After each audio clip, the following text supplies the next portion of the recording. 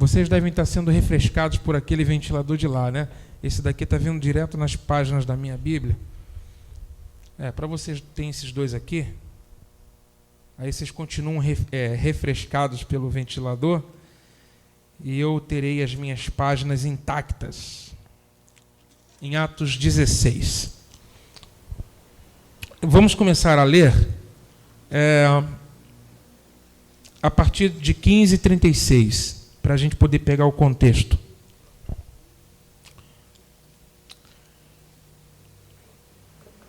Atos 15:36.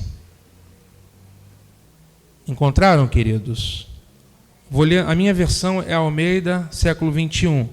Se alguém desejar adquirir mais uma Bíblia, seja porque sua Bíblia está talvez envelheceu, rasgou a folha, ou você quer ter uma versão, a outra versão, ou porque quer acompanhar a versão do pastor, a nossa versão que eu tenho usado é Almeida, século 21. Né? É a tradução de Almeida, mas é uma tradução contemporânea. Tá bom? E Almeida, século 21. Então, Atos 15:36. Decorridos alguns dias, Paulo disse a Barnabé: vamos visitar os irmãos em todas as cidades onde anunciamos a palavra do Senhor, para ver como estão. E Barnabé queria levar também João, chamado Marcos. Mas, para Paulo, parecia não fazer sentido levar consigo quem, desde a Panfilha, havia se afastado deles e não os acompanhara no trabalho. E a divergência entre eles foi tão grave que se separaram um do outro. E Barnabé, levando Marcos consigo, navegou para Chipre. Mas Paulo, tendo escolhido Silas, partiu, confiado pelos irmãos, a graça do Senhor, e passou pela Síria e Cilícia, fortalecendo as igrejas. Queridos, hoje nós vamos ministrar sobre a segunda viagem missionária de Paulo, que está descrita aí, a começar dessa porção da Bíblia que nós lemos, e vai pelo capítulo 16 e 17. Essa segunda viagem missionária aconteceu pelos idos do ano 49 até o ano 52 da nossa era cristã, do primeiro século. A primeira viagem aconteceu do ano 46 ao ano 48. Foi 2 anos de viagem missionária. Quando ele volta com um relatório de tudo aquilo que Deus fez no meio dos gentios. Relatório esse que serviu de base para o concílio de Jerusalém, onde eles ouviram, os apóstolos em Jerusalém, ouviram o que Deus estava fazendo no meio dos gentios, através do ministério de Paulo e Barnabé. E então, eles partem para uma segunda viagem missionária, que vai do ano 49 ao ano 52. Interessante nessa viagem missionária é você pegar realmente o sentido do que Deus quer mostrar para a gente. Né? Então, durante todo esse estudo, tenha em mente o seguinte: em meio ao plano humano, sempre prevalecerá o plano do Deus soberano. Quantos gostaram de saber disso?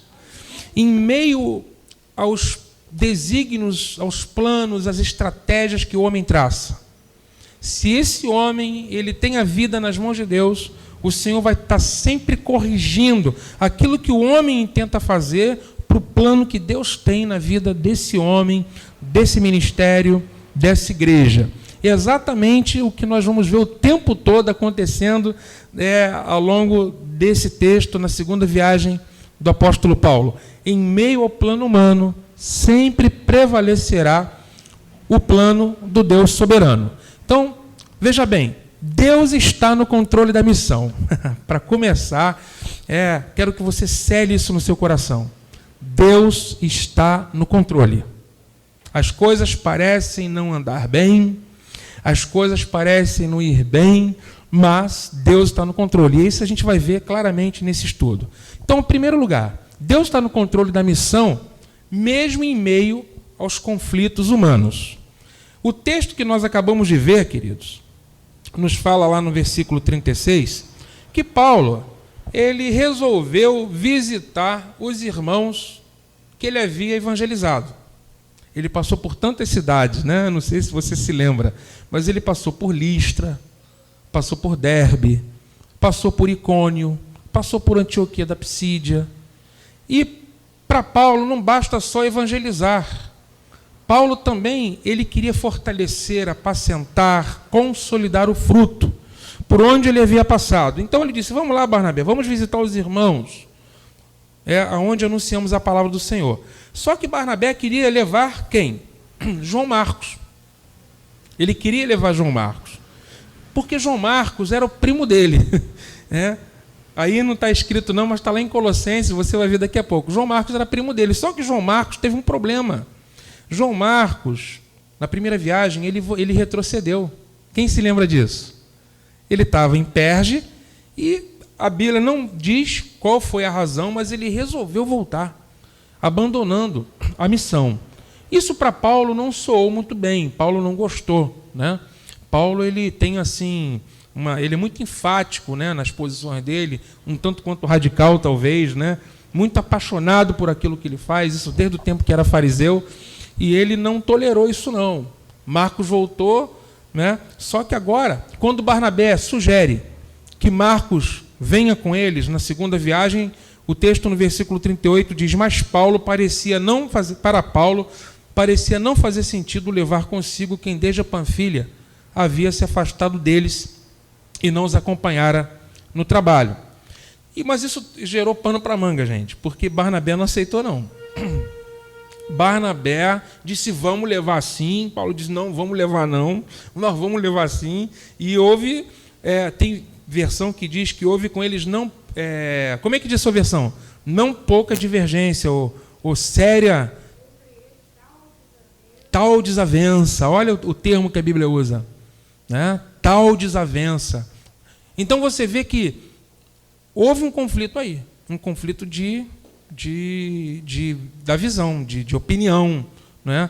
O que Deus quer, que a gente leve ou não. E eles se dividiram naquele parecer. Então o que Barnabé faz? Pega João Marcos e leva para Chipre, que é a terra do Barnabé. Barnabé era um levita de Chipre. E o que Paulo faz? Ele pega Silas, que tinha vindo de Jerusalém, junto com Judas Barsabás, Paulo e Barnabé, para dar o relatório do concílio. O Silas permanece na cidade, e aí então Paulo pega a Silas para fazer a segunda viagem missionária. E aí a gente chega a essa conclusão. Parecia que no meio dessa divergência, Deus não estava na direção, mas nós vamos ver que estava sim. Por quê? Paulo, tendo rejeitado a presença de Marcos, o rejeitou porque ele estava ainda muito imaturo. Mas se você marcar o texto de Atos 16 com essa fita da sua Bíblia e avançar comigo até Colossenses, capítulo 4, versículo 10, a gente vai abrir dois textos. Primeiro Colossenses 4, 10, depois nós vamos para 2 Timóteo. Você vai ver aí, ó. Paulo, em Colossenses 4, 10, ele já muda a visão dele de Marcos, para a gente perceber como que mesmo as pessoas de Deus podem ter um conflito naquele momento que eles não conseguem chegar num entendimento, mas a maturidade, à medida que vão amadurecendo, né, essas divergências começam a desaparecer e eles começam a se compreender. Olha como Paulo escreve em Colossenses 4,10. Cumprimentam-vos Aristarco, meu companheiro de prisão, e Marcos, primo de... Olha aí, Marcos agora já está com Paulo de novo. A respeito de quem recebeste as instruções. Se ele for até vós, fazer o que com ele? Acolhei-o. Então Paulo agora está falando para a igreja em Colosso. Marcos saúda vocês. Marcos, o primo de Barnabé. Marcos, a quem eu disse não para ele na minha segunda viagem missionária. Hoje eu digo para vocês, recebam João Marcos, né? Ele está mais maduro, não é? Ele está aperfeiçoado, né? As lutas da vida, as pressões fizeram com que ele fosse aperfeiçoado. É um homem de Deus, receba esse homem.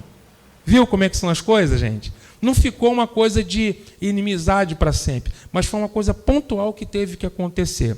Se você for ler agora 2 Timóteo 4,11, você vai ver uma outra referência a respeito de João Marcos. O Paulo idoso, o apóstolo Paulo já no fim do ministério dele, né? E já bem com idade avançada, ele diz em 2 Timóteo 4,11, só Lucas está comigo. Antes, olha só no versículo 9, Paulo está escrevendo para Timóteo, procura visitar-me em breve. 4,10, pois Demas, por amar esse mundo, me abandonou. Ele partiu para Tessalônica, Crescente foi para a Galácia, Tito foi para a Dalmácia. Só Lucas está comigo. Toma a quem? A Marcos. E traze-o contigo, pois ele me é muito útil para o... Olha aí, gente. Paulo está pedindo para Timóteo trazer Marcos. Entende? O João Marcos, que anos atrás ele disse, não serve para caminhar com a gente. Né? Já o Paulo, mais idoso, mais amadurecido, ele manda chamar o Marcos, que também já está mais amadurecido. Então, essa desavença que houve, né, parecia que Deus não estava na coisa, mas, na verdade, Deus estava trabalhando, né, na situação. Deus estava trabalhando na situação. Então, continuando, Deus está no controle da missão, no preparo de novos líderes. Vamos ler Atos 16. Então diz assim, Atos 16, Paulo e Silas vão viajar, eles passam pela Síria e pela Cilícia, fortalecem as igrejas, depois chegou também a Derbe, Atos 16, 1, e Listra. Havia ali um discípulo chamado Timóteo, olha aí o Timóteo que Paulo escreveu 1 e 2 Timóteo. Posso. Esse mesmo Timóteo que Paulo futuramente escreveu 2 epístolas para ele, 1 Timóteo, depois a 2 Timóteo. Atos 16 mostra o recrutamento do adolescente Timóteo. Nós estamos aqui, irmãos, no ano 49 da era cristã, tá? No ano 49. E você vai ver o recrutamento de Timóteo. Chegou também a Derbe e a Listra. Havia ali um discípulo chamado Timóteo, filho de uma judia crente, mas de pai grego. E os irmãos em Listra e Icônio deram bom testemunho dele. Então você vê, Paulo, que estava com Silas, ele sabia muito bem que ele precisava formar uma nova geração, né? E ele, passando por Derbe e por Listra, ele viu Timóteo. Timóteo, que é filho de mãe judia, o texto diz que ele é filho de mãe judia, portanto ele é um judeu, mas também filho de pai grego. Tá? E aí o que acontece? Ele é judeu por parte de mãe, porque é filho de judia, mas também é filho de pai grego. E Paulo queria levá-lo para a missão, sendo que Timóteo, ele não era circuncidado, mas ele tinha bom testemunho. Olha o que o texto diz no versículo 2. Os irmãos em Listra e Icônio davam bom testemunho dele. E aí o que acontece? Paulo queria que ele o acompanhasse. Versículo 3. Tomou então e o circuncidou por causa dos judeus que viviam na região, porque todos sabiam que seu pai era grego. Por que Paulo mandou circuncidar Timóteo? Por quê, né? Já que em Atos 15, no concílio, ficou claro que não se deveria impor aos gentios. Só que Timóteo não era um gentio, ele era filho de mãe judia. E se ele fosse com Paulo, porque qual é a estratégia de Paulo? Primeiramente, quando ele chega na cidade, ele vai pregar onde? No terreiro de Umbanda? Aonde que ele vai pregar? Na sinagoga. Então, quando ele chegasse lá com Silas e Timóteo, e todo mundo soubesse que Timóteo era um judeu, e que ele era um judeu, filho de pai grego, iam querer saber, mas vem cá, ele é circuncidado, né? Se ele dissesse que não, a mensagem eles iam fechar a porta para a palavra. Então o que Paulo faz? Manda circuncidar Timóteo. Para quê? Para que a palavra não tivesse impedimento, gente. tem coisas que a gente precisa de flexibilidade. Entendeu? Flexibilidade. Desde que não negue os princípios, entendeu? Não custa nada ser flexível para que as pessoas venham nos ouvir. Então, qual é a exigência? Ele tem que circuncidar. Bom, já que ele é judeu, não tem problema nenhum. O que não pode é circuncidar um gentio. Estão entendendo isso? Isso é importante você entender, porque você podia pensar, caramba, em Atos 15 diz para não circuncidar gentio. Em Atos 16, Paulo manda circuncidar Timóteo. Mas era por causa disso, que a igreja, as sinagogas onde ele foi pregar, de judeus, iriam perguntar a respeito disso, porque Timóteo ele era filho de mãe judia, de acordo com Atos 16:1. Né? Então, à medida que passavam pelas cidades, entregavam aos irmãos as decisões que haviam sido tomadas pelos apóstolos e presbíteros em Jerusalém para serem obedecidas.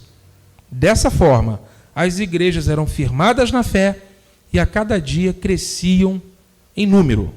Então, Paulo, ele pega Timóteo para preparar aquele que seria um dos principais cooperadores e, por que não dizer, o maior depositário, vou pular aqui o slide, o maior depositário da mensagem de Paulo. Ele se tornou uma liderança muito forte no primeiro século e era o Timóteo de Paulo, né? Presta atenção, o que Josué era para Moisés, o que Eliseu era para Elias. Tudo bem, minha irmã? O que Moisés era para Elias, Timóteo era para Paulo. Entendeu? O mesmo tipo de espírito que estava em Paulo, estava em Timóteo também. Como é importante a gente preparar uma nova geração, né? Foi aquele que deu sequência no ministério, aquele que pôde continuar proclamando, mesmo depois de Paulo morto, né? Ele continuou proclamando a palavra do Senhor. Então, Deus está no controle da missão. Por enquanto, né, o que nós vimos? Uma desavença entre Paulo e Barnabé e o recrutamento de Timóteo. Mas o texto continua. Agora você vai ver que as coisas parecem que vão dar errado. Olha só Atos 16, versículo 6. Atravessaram a região frígio-gálata, mas foram impedidos pelo Espírito Santo de anunciar a palavra na Ásia. Quando chegaram perto da Mísia, tentaram ir para a Bitínia, mas o Espírito de Jesus não o permitiu. Então desceram para a Mísia. Passando pela Mísia, desceram a Troade. Olha para cá agora. Aonde eles estavam? A missão, ela partiu daqui, da Antioquia da Síria. Na primeira viagem missionária, eles foram para o Chipre, depois subiram para Perge, para Derbe, para Listra, para Icônio, Antioquia da Psídia. Aliás, daqui de Derbe para Antioquia da Psídia, depois para Icônio, e foram descendo de Listra para Derbe. Foi assim, pam, pam. Agora não, agora eles foram daqui da Antioquia, né, e foram... Eles tentaram ir para a Ásia. É isso que o texto diz no versículo 6. Eles tentaram ir para a Ásia. Ele queria... Qual era o propósito de Paulo? Pregar o evangelho na Ásia, que é para cá. Mas a Bíblia diz que o Espírito de Jesus não permitiu. Então ele não conseguiu ir. A Bíblia não diz por quê. Parecia que estava dando errado alguma coisa. E ele teve que seguir em frente. Desejava entrar na Bitínia, mas o Espírito de Jesus não permitiu. Até que ele foi para em Troade, está vendo? Naquele círculo lá em cima. Troade é o limite da Ásia com a Europa.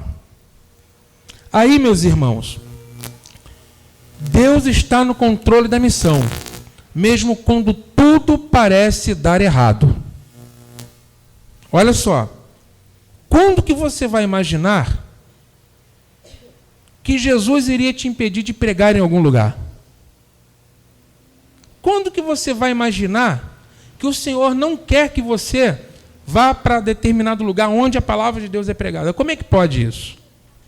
Então, nós precisamos entender o seguinte: quando Deus está no controle da missão, Ele fecha e abre as portas que Ele quer. Algumas portas se fecham e você tende a pensar, caramba, está tudo dando errado. Mas é uma boa coisa que eu vou fazer. Mas a porta se fechou. Primeira coisa que a gente faz quando as coisas não dão certo na nossa vida, sabe o que é? A culpa é de quem? Do diabo. É o diabo. É o diabo que vive me perseguindo. É ele que não está deixando eu fazer isso. É ele que está fechando aquela porta. É ele que está fazendo. Parece que a nossa vida está na mão de quem? Não é? É verdade. Parece, a impressão que a gente tem é que tudo que acontece na nossa vida está no controle do diabo. É ele que fecha, é ele que abre. Nada disso, irmão. A nossa vida está no controle de Deus. Deus está no controle da missão. Deus está no controle da nossa vida. Deus está no controle da igreja dele. Deus está no controle do universo. Não é o diabo que faz a terra girar. Não é o diabo que mantém o sol irradiando luz. Tá? Não é o diabo que sustenta a terra no universo, mas tudo está no controle de Deus. Em Atos 16:6, está escrito: atravessaram a região frígia e Gálata, mas foram impedidos pelo Espírito Santo. Se Paulo não tem discernimento, ele ia achar que quem impediu foi o diabo. E Paulo ia fazer uma campanha de libertação, né, para desencapetar o que está encapetado. Já viu isso? Batalha espiritual. Vamos ter que tocar o chofar para poder o demônio cair. Você está entendendo? Vamos ter que botar o sal grosso para funcionar. Gente, o diabo não é responsável por tudo que acontece. Entendeu? Aliás, se uma das maiores injustiças que o crente faz é essa, é botar a culpa no diabo em tudo que acontece. E não é verdade. A nossa vida está nas mãos de Deus. Deus fecha as portas no momento que Ele acha que deve fechar. Ele abre as portas no momento que Ele acha que deve abrir. O Espírito de Jesus o impediu. Agora, se Paulo não tem discernimento, ele ia dizer que foi o diabo. Se Paulo não tem discernimento, ele ia dizer que foi o diabo. Por isso que Tiago, no capítulo 1, ele começa falando: bem-aventurado o homem que sofre com perseverança a provação. O homem que passa pela provação com perseverança. Porque depois de ter sido aprovado, vai receber a coroa da vida. Aí depois ele diz: se alguém precisa de sabedoria, peça a Deus que a todos dá liberalmente. Aí eu pergunto: que tipo de sabedoria? Abra sua Bíblia em Tiago. Marca o texto de Atos 16, que você vai voltar para ele, e venha comigo em Tiago no capítulo 1. É importante você entender isso. Quantos estão recebendo essa palavra? Deus está no controle da missão, queridos. Tiago capítulo 1, no versículo 2 diz assim: meus irmãos, considerai motivo de grande alegria o fato de passardes por várias provações, sabendo que a prova da vossa fé produz perseverança, e a perseverança deve ter ação perfeita, para que sejais aperfeiçoados e completos, sem faltar coisa alguma. Olha o 5. Se alguém precisa de sabedoria, peça a Deus, que a todo concede livremente, e livremente a todos, sem criticar, e lhe será dada. Peça, porém, com fé. Olha para mim agora. Qual é o contexto desta sabedoria que você pode estar precisando? Qual é o contexto? É quando você passar por provações. Sabedoria para quê? Para você discernir qual é a fonte dessa provação. Eu estou sendo provado por Deus. É Deus quem está me provando. Abraão entendeu que quando lhe foi pedido Isaac, era Deus que o estava provando. Não era o diabo. Compreendeu? Essa sabedoria aqui é para você não blasfemar e não murmurar de Deus no momento que você está sendo testado e provado. Se você está passando por provação e você quer discernir, precisa de sabedoria, peça a Deus que Ele vai te dar. Vai te dar o discernimento. Paulo teve. Foi o Espírito de Jesus que não me permitiu entrar na Ásia. É o Espírito de Jesus que não me permitiu entrar na Bitínia. Volta lá para Atos 16. E aí você vê que Deus está no controle. E tanto está que no versículo 9, diz assim, no versículo 8 diz, passando pela Mísia, desceram para Troade. De noite, Paulo teve uma visão. Nela, em pé, um homem da Macedônia suplicava-lhe, vem para a Macedônia e ajuda-nos. Aí você vai entender, amados, como que Deus tem realmente o controle da missão. Aonde que é Troade? Aqui. Aqui ele teve a visão, em Troade. Um homem da onde? Da Macedônia. Macedônia é na Europa. Paulo queria ir para a Ásia. Paulo queria entrar na Bitínia para pregar o Evangelho, mas o Senhor disse não. O plano é humano, mas o Deus é soberano. Então ele disse, você não vai entrar na Ásia, você está com plano humano na sua mente, mas o meu propósito é que vai ser estabelecido. Que tremendo, né? Aí ele tenta entrar, não consegue, o Espírito de Deus fecha todas as portas, e quando ele ancora em Troade, ele tem uma visão, aí ele entende. A visão é um homem macedônio, né? Da Grécia, gente, Macedônia é Grécia, região da antiga Grécia. O macedônio aparece e diz assim, vem para cá e nos ajuda. E qual foi o discernimento que Paulo teve? Versículo 10. Quando ele teve essa visão, logo procuramos partir para a Macedônia, concluindo que Deus nos havia chamado para lhes anunciar o Evangelho. Deus está no controle da missão. Olha quem chegou, gente.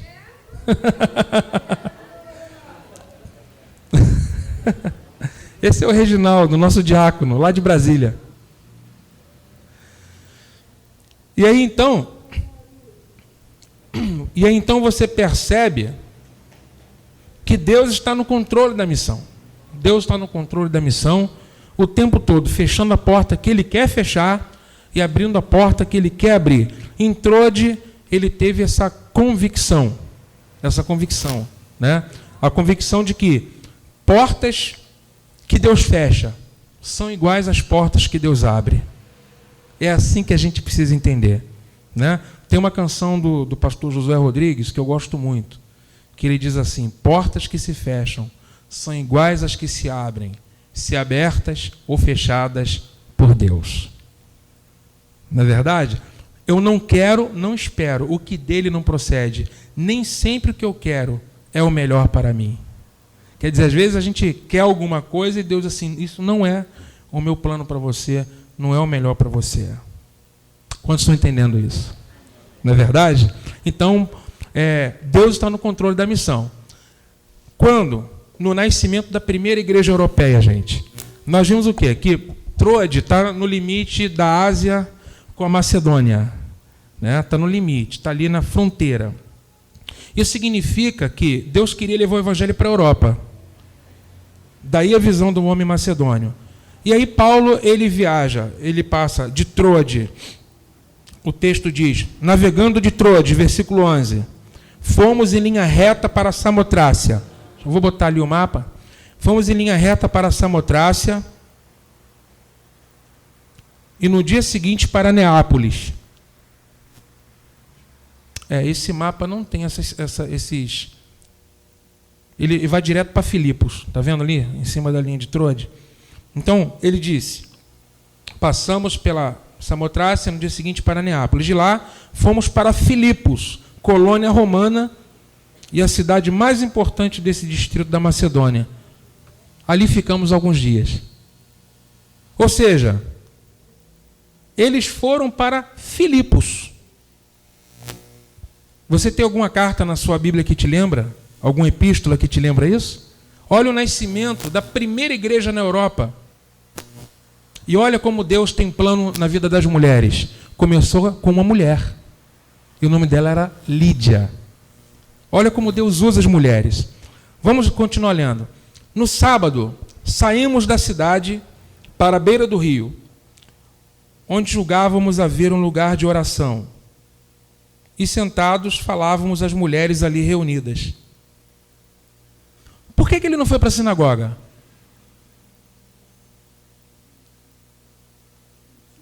não tinha sinagoga, não tinha judeus suficientes em Filipos. É por isso que eles foram... E quem temia Deus tinha um lugar de oração na beira do rio, mas não era uma sinagoga. E detalhe, só tinha mulher. E Paulo e Silas, não é? E Timóteo, né? E não só eles, mas quem está escrevendo Lucas, quem está escrevendo Atos, está se incluindo. Navegando para Troade, fomos em linha reta, notou isso? Até então ele está dizendo que Paulo e Silas foram. A partir do versículo 10 e 11 ele diz fomos. No versículo 11 ele diz navegando, fomos. Ou seja, Lucas se inclui nessa narrativa. Lucas se inclui. Ou seja, em Troade, ele passa a fazer parte dessa missão. Gente, a Bíblia nós temos que ler com esse tipo de olhar. Tem detalhes que só prestando atenção. Porque até então ele não se inclui. Primeira pessoa, né, do plural. Nós fomos. Lucas, em Troade, ele embarca na missão e vai para Filipos, junto com Paulo, Silas e João Marcos, amém? Paulo, Silas e João Marcos, amém? Paulo, Silas e quem mais?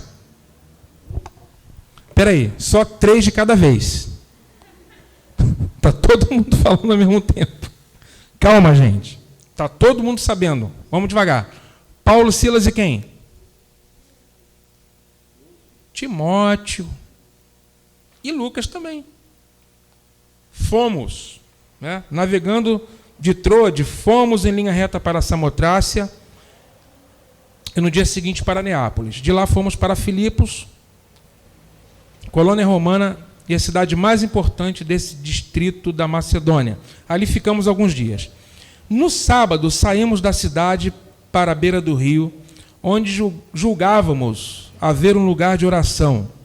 Sentados, falávamos às mulheres ali reunidas.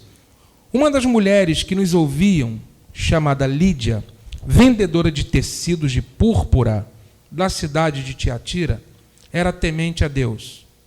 O Senhor lhe abriu o coração para acolher as coisas que Paulo dizia. Amados, quando Deus está no controle da missão, toda conversão que acontece é fruto da ação do Espírito no coração. É Deus quem abre o entendimento, é Deus quem abre o coração da pessoa. Ninguém abre por si mesmo o entendimento. Você está vendo que Lídia, essa mulher que foi a pioneira do evangelho na Europa, foi através dela que entrou, o Senhor lhe abriu o coração para ouvir o que Paulo dizia. Isso é maravilhoso. Isso mostra que a salvação pertence ao Senhor, não pertence ao homem. Está nas mãos de Deus a salvação. Se você crê, é porque Deus tem aberto o seu coração. Se você crê, se você passou a crer, Deus começou essa obra. Ninguém consegue fazer isso por si mesmo, porque as coisas do Espírito de Deus parecem loucura para o homem natural. Ele não consegue discernir as coisas do Espírito, somente com o Espírito Santo abrindo o entendimento, abrindo o coração para entender. Viu, queridos? Então nós somos primícias de uma nova criação na terra. Sabia disso? Porque nós somos seres espirituais que estão sendo gerados à imagem de Cristo.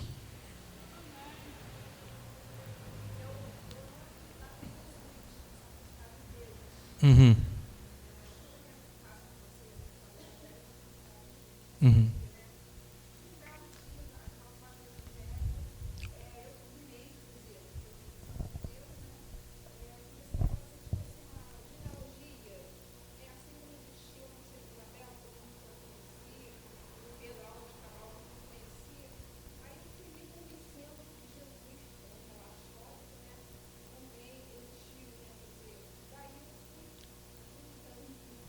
Uhum. Com certeza. Quem nos revela o Filho? Ninguém conhece o Pai, senão o Filho. Ninguém conhece o Filho, senão o Pai, e aqueles a quem Ele quiser revelar. Ou seja, ninguém conhece o Filho de Deus a menos que o Pai revele o Filho. E Ele revela o Filho pelo seu Espírito. O Pai é quem nos traz. Jesus falou, ninguém pode vir a mim se o Pai não o trouxer. Ninguém pode ir. Você pode fazer... As pessoas podem vir à igreja para te agradar. Escuta o que eu estou te dizendo. Vi a igreja para te agradar. Você insistiu tanto que eu vou. Mas eu gosto de você. Você é uma boa pessoa. E vim para te agradar. E não ter acontecido nada dentro dela. Compreendeu? Por quê? Porque isso é obra do Espírito. Compreendeu? Isso não está na ação do homem. É o Espírito que opera dentro dos corações. Isso não está no alcance do pastor e nem de ninguém. É o Espírito Santo que faz. E Deus abriu o coração de Lídia. Grifa isso. Para que ela pudesse entender a mensagem de Paulo. E aí então ela foi batizada, diz o texto no versículo 15. Foi batizada com as pessoas da sua casa. Ela nos suplicou, se me considerais crente no Senhor, entrai e permanecei na minha casa. E nos compeliu a isso. Viu que interessante? Paulo queria entrar na Ásia, Deus não deixou. Ele queria entrar na Bitínia, Deus não deixou. Sabe por quê? Porque na Ásia e na Bitínia, Deus deixou isso para quem? Para Pedro. Se você ler a primeira carta de Pedro, vai estar lá, aos dispersos, aos forasteiros da dispersão, que estão no Ponto, na Ásia, na Frígia e na Bitínia. Quer dizer, Pedro passou por lá. Se você ler, olha só, olha a introdução da carta de Pedro. Pedro, apóstolo de Jesus Cristo, aos eleitos, peregrinos da dispersão, no Ponto, Galácia, Capadócia, Ásia e Bitínia. Ou seja, Deus tinha um plano com Pedro na Bitínia e com Paulo aonde? Na Europa. Olha que interessante. É por isso que Deus não deixou Pedro entrar lá. Não era que Paulo entrar lá, não era que Deus não amasse os asiáticos. Era que os asiáticos seriam alcançados pelo ministério de Pedro. E para Paulo ele levou para a Europa. Por quê? Porque tinha uma Lídia que ele queria alcançar. Que legal, né? Tá vendo? Você pode fazer um plano humano, mas o que prevalece é o conselho do Deus soberano. E aí o texto continua nos falando que quando Deus está no controle da missão, os cativos são libertos. Veja só no versículo 16. Aconteceu que quando íamos a um lugar de oração, veio ao nosso encontro uma jovem que tinha um espírito adivinhador, que adivinhando dava grande lucro aos seus seguidores. Seguindo Paulo e a nós, ela gritava: esses homens são servos do Deus Altíssimo, ele vos anuncia um caminho da salvação. Ela fez isso por muitos dias, mas Paulo, já aborrecido com isso, voltou-se e disse ao espírito: eu te ordeno, em nome de Jesus Cristo, que saias dela. E na mesma hora, ele saiu. Vamos entender. Ele está então lá em Filipos, naquela região lá. De repente sai ao encontro dele essa menina, essa jovem, duplamente escrava. Escrava porque ela era propriedade pessoal dos seus senhores. Tinha senhores humanos. E escrava também porque ela tinha senhores espirituais, demônios de adivinhação, que possuíam a mente dela.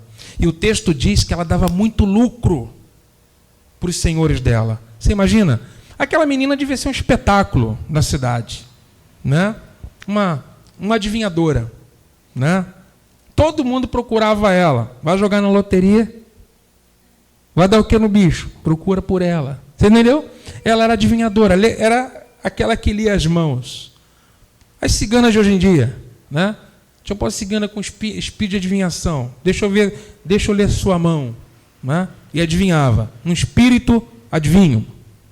E aí então ela estava aborrecendo Paulo.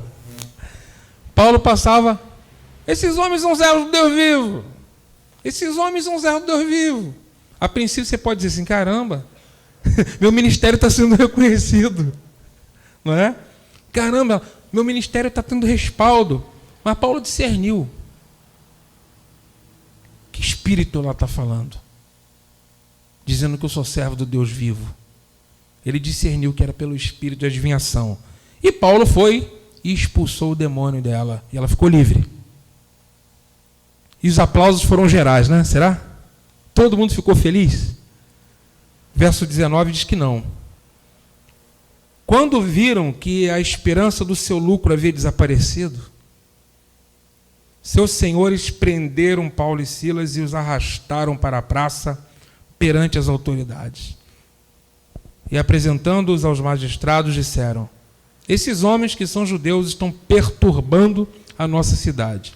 Eles divulgam costumes que a nós, romanos, não é permitido acatar nem praticar. Aí você vai pensar assim, caramba, né, esse camarada, ele é realmente um cidadão romano, né? Ele está primando pelas tradições romanas. Ele, na verdade, ele não queria perder as tradições romanas, será? O que perturbou tanto esse homem? Eram os costumes que Paulo estava trazendo? Ou será que foi a esperança de lucro dele que se foi? Tem gente que ganha dinheiro explorando outras pessoas, usando outras pessoas, escravizando outras pessoas. Essa menina, ela era duplamente escrava, como foi dito. Escrava porque pertencia a senhores humanos. E esses senhores humanos ganhavam dinheiro com exploração dessa possessão demoníaca na vida dela. Pessoas para quem o ser humano não vale nada. Não é verdade? É por isso que a Bíblia diz que o amor ao dinheiro é a raiz de todos os males. Os homens amam o dinheiro e usam as pessoas, quando na verdade deveríamos amar as pessoas e usar o dinheiro em favor das pessoas. Mas pelo homem inverter a lógica de que Deus estabeleceu que o dinheiro deveria estar a serviço e não ser o senhor. O dinheiro é muito bom quando ele é servo. Não é verdade? O dinheiro é horrível como senhor. É ótimo como servo. E ele é muito bom no bolso. E é muito ruim no coração. Quando a gente ama o dinheiro e usa as pessoas, isso é um pecado. Essa menina, ela era fruto desse pecado, de pessoas que amavam o dinheiro e a usavam como exploração. Quando Paulo expulsou o demônio, gente, por isso que o evangelho é um perigo para esse tipo de gente. Porque o evangelho é a justiça de Deus. O evangelho, ele traz o reino de Deus, a justiça do reino. Ele denuncia a injustiça, ele denuncia a fraude, denuncia a corrupção. Impossível o evangelho ser vivido de verdade, né, no meio de uma corrupção, né, onde que se compactua com a corrupção. Impossível. Quando Paulo chega, ele expulsa o demônio. Ele trouxe um prejuízo muito grande. E o que aqueles homens fizeram? Arrastaram Paulo e Silas até os magistrados e denunciaram eles como aqueles que estavam querendo mudar os costumes. E aí o texto continua dizendo: e apresentaram aos magistrados e disseram: esses homens que são judeus estão perturbando nossa cidade. Versículo 21. Eles divulgam costumes que a nós romanos não é permitido acatar nem praticar. 22. A multidão investiu contra eles e os magistrados, rasgando-lhes as roupas, mandaram espancá-los com varas. Depois de espancá-los muito, colocaram-nos na prisão, ordenando ao carcereiro que os guardasse com segurança. Tendo recebido essa ordem, ele os colocou na prisão interna e prendeu-lhes os pés ao tronco. Nessa altura, Paulo poderia dizer: não estou entendendo nada. Eu achei que estava começando a entender. quando eu encontrei Lídia. Eu achei que estava entendendo quando o demônio foi expulso daquela menina. Mas agora aqui, açoitado, espancado, eu não estou entendendo mais nada. Mas Deus está no controle da missão, irmãos. Quando tudo parece dar errado, Deus permanece no controle da missão. Está entendendo? Como que Deus parece estar escrevendo certo por linhas que as lemos tortas. Está fechando porta, está me impedindo de fazer o que parece ser bom fazer, que é pregar o Evangelho. E agora eu faço uma coisa boa e em troca eu recebo isso.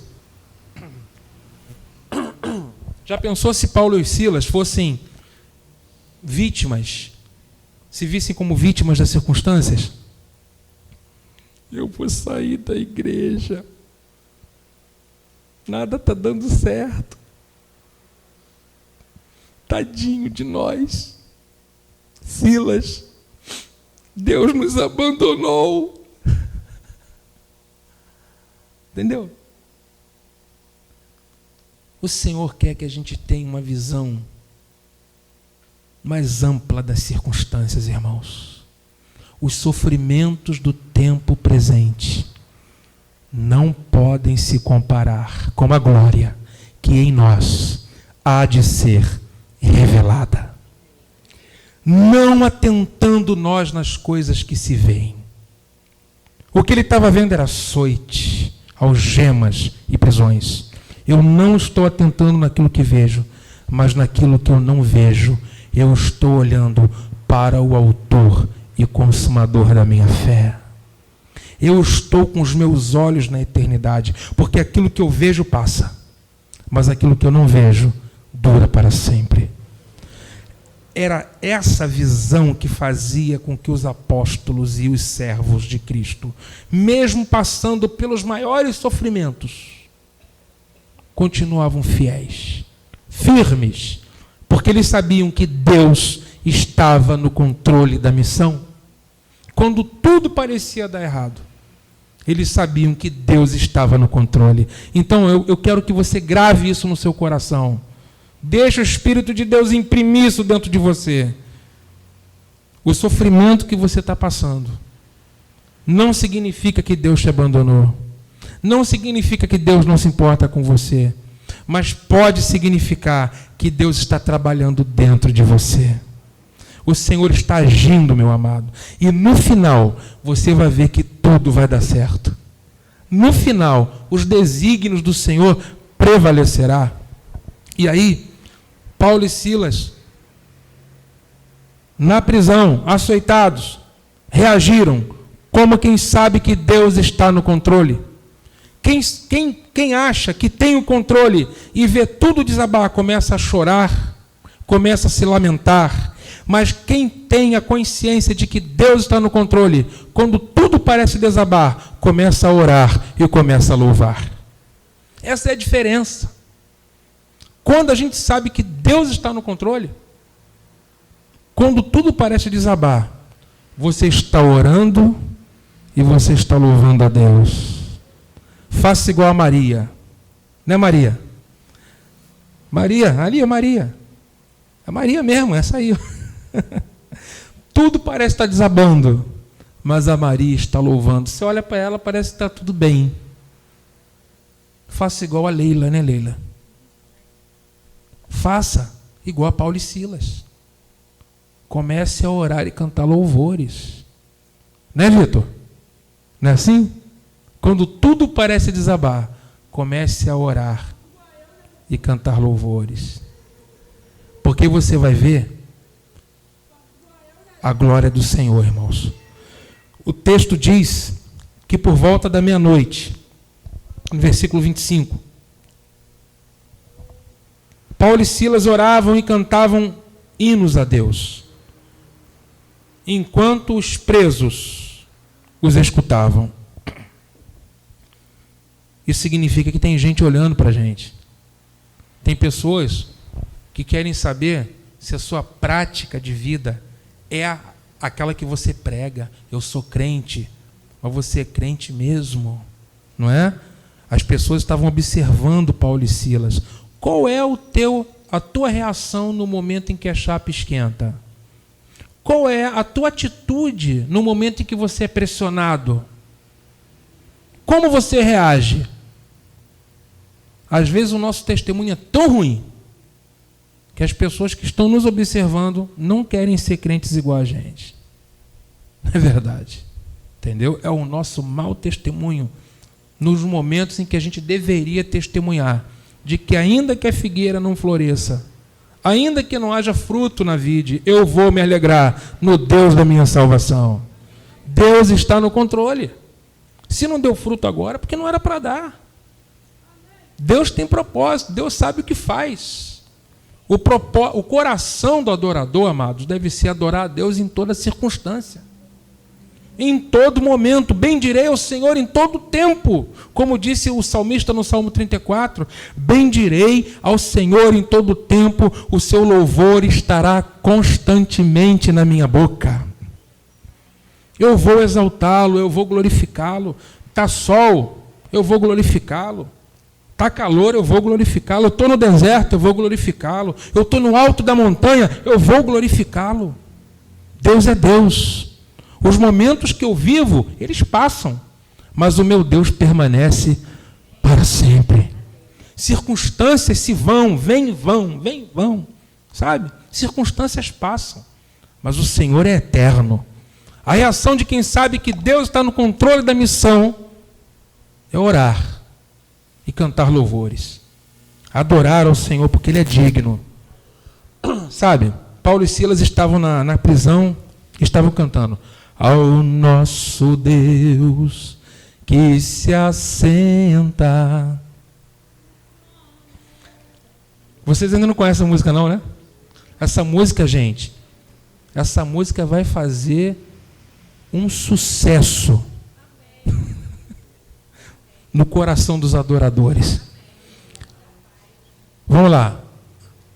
Ao nosso Deus no trono e ao Cordeiro pertence a salvação. Ao nosso Deus que se assenta no trono e ao Cordeiro pertence a salvação. Amém. Tu és digno, Senhor. Amém. De toda adoração. Amém.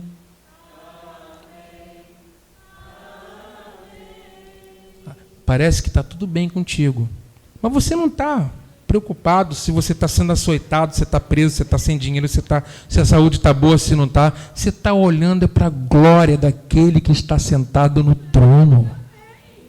Você está olhando para Ele, você está com os olhos fixos nele. Deixa com Ele, querido. De repente, o versículo 26 diz que de repente veio um terremoto. De repente, veio um terremoto, e a Bíblia diz que foi tão intenso que os alicerces do cárcere foram abalados, as portas se abriram, as correntes se soltaram. Olha aí, adorando a Deus no meio da fornalha. Olha como Deus respondeu. Logo Paulo gritou para ele, o versículo 27 diz, o carcereiro acordou, vendo as portas da prisão abertas, sacou a espada para suicidar-se, supondo que os presos haviam fugido. Mas Paulo gritou para ele, não faças nenhum mal, porque todos estamos aqui. Quer dizer, o carcereiro ficou completamente perplexo com aquilo que ele viu. Primeiro, ele achou que todos tinham fugido. Isso significa que ele seria promovido no dia seguinte, né? O que você acha que o imperador ia fazer com ele? Ia matar esse homem. Você sabe quem que salvou a vida dele? Deus através de Paulo. Não façais isso. Todos estamos aqui. Fica tranquilo. Ninguém fugiu. né? Porque mesmo estando presos, nós somos livres. Certo? Pode ficar tranquilo, ninguém vai sair daqui não. O homem, coração batendo, o que eu tenho que fazer? Me dá esse Jesus que você tem. Eu preciso de ter isso que você tem. Eu não estou conseguindo ter paz na minha vida. Você, no meio dessa tribulação toda, você está cantando. Eu quero essa paz. Eu quero esse espírito que você tem. O que eu preciso fazer? Creia no Senhor Jesus e serás salvo, tu e a tua casa. E o carcereiro creu, entendeu? E toda a família dele creu, ouviram a palavra, todo mundo creu, né? E a palavra de Deus diz que naquela mesma noite foram todos batizados. Enquanto, interessante, né? Aquele que na noite anterior batia em Paulo, momentos depois estava lavando os vergões de Paulo com os machucados. E enquanto ele estava lavando Paulo, o Espírito de Deus estava lavando ele. Ele estava lavando Paulo e o Espírito de Deus lavando ele. E aquele homem nasceu de novo naquela noite, de madrugada. Aconteceu esse sinal. Por quê? Paulo sabia que Deus estava no controle da missão. Eu sei em quem tenho crido. Ele não vai nos desamparar. Essa certeza o apóstolo tinha. E aí, queridos, a palavra do Senhor nos fala que as autoridades romanas mandaram soltar Paulo. Agora você vê. As autoridades mandaram soltar Paulo. Que coisa, né? Quem me soltou não veio de Roma, não. Eu fui solto por aquele que está sentado no trono. Você pensa que quem te dá benefícios e favores são os homens, não é? Que são os homens que são muito bonzinhos e generosos, que procede dos homens, nada disso, irmãos. É Deus quem mantém aquela empresa para te abençoar. Pensa nisso. O Senhor, Ele pode manter uma empresa para abençoar um filho. Compreendeu? O Senhor te abençoa através da aposentadoria. Não vem dos homens, não vem em favor. O nosso favor vem do Senhor. Tá certo? As autoridades romanas vieram, solta esse homem. Aí o carcereiro disse: olha, mandaram te soltar. Veja lá no versículo 37. Não, 35. Quando amanheceu, os magistrados mandaram soldados com a seguinte ordem: soltar aqueles homens. E o carcereiro transmitiu a Paulo essas palavras: os magistrados mandaram que fossem soltos. Agora, pois, saí, eu vou em paz. Mas Paulo lhes respondeu: sendo nós, olha só a fria que eles entraram, sendo nós cidadãos romanos, fomos espancados publicamente, sem termos sido condenados, e nos colocaram na prisão.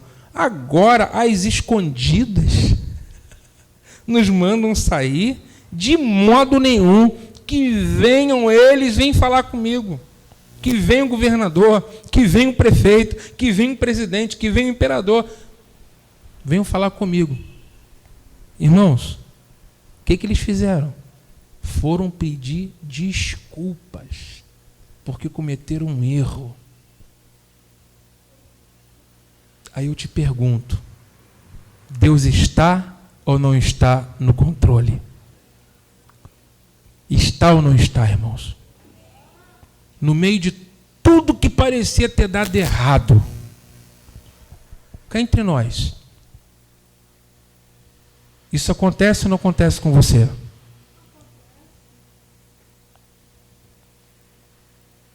Acontece ou não acontece? Porta se fecha, dá errado ali, dá errado lá. Você, meu Deus, o que está acontecendo? Eu tenho certeza, quando você perguntar isso para ele, ele vai sussurrar no seu coração, vai dizer: calma, eu estou no controle. A palavra diz assim, 3 conclusões. Primeira, quando Deus está no controle da missão, tudo dará certo, ainda que pareça que tudo está dando errado. Vamos falar juntos? Quando Deus está no controle da missão, ainda que pareça que tudo está dando errado, no final, tudo dará certo.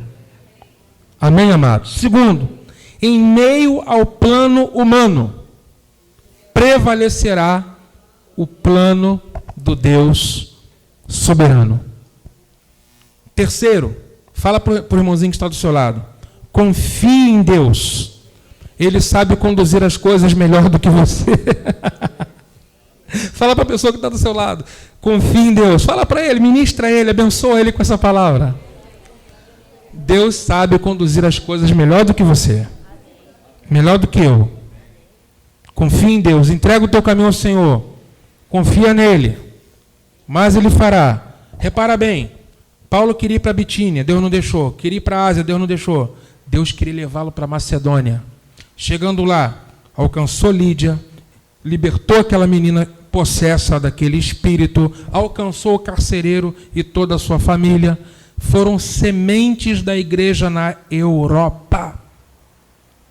Olha como que Deus faz. Agora pensa, será que nós não estamos nos precipitando em achar que Deus nos deixou, nos abandonou, ou que Deus não tem propósito, porque as coisas não estão dando certo?